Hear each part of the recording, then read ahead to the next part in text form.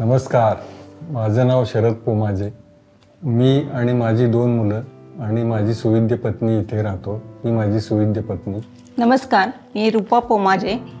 मी existing member असून मी सोसायटीचा chairman सुद्धा आहे. आमची सोसायटी जुनी असल्यामुळे, जवळजवळ 30 वर्ष जुनी असल्यामुळे आम्ही सर्व मेंबर्सनी सोसायटीची रिडेव्हलपमेंट करायची ठरवली.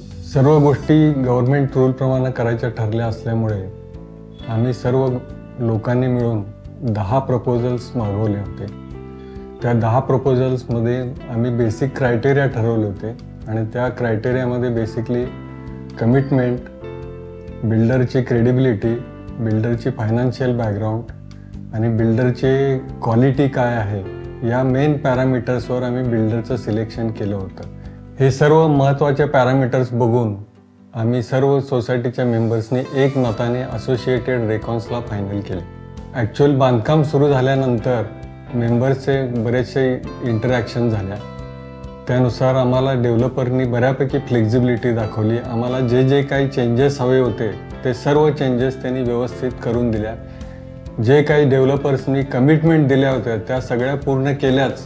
त्याशिवाय सुद्धा त्यांनी आणखी काही चांगल्या गोष्टी आम्हाला दिल्या आणि त्याबद्दल आम्ही सर्व मेंबर्स खूप समाधानी आहोत.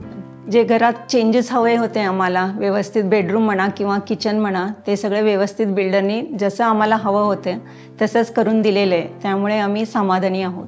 रिडेव्हलपमेंटच्या प्रोसेसमध्ये आमच्या अनेक वेळा केदार साबणे आणि कुलकर्णी सर यांच्याबरोबर मीटिंग झाल्या आणि जे काय आमचं डिस्कशन झालं ते खूप ट्रान्सपरंट डिस्कशन होतं. म्हणजे दोघांनीही मनमोकळेपणाने विचार एक्सचेंज केले. त्यामुळं आमचा विश्वास सोसायटी आणि त्यांच्यामधला सुसंवाद हा अतिशय व्यवस्थित होता आणि आमचा त्यांच्यावर बऱ्यापैकी विश्वास बसलेला असल्यामुळे आम्हाला शंका घेण्यास कुठलीही जागा नव्हती.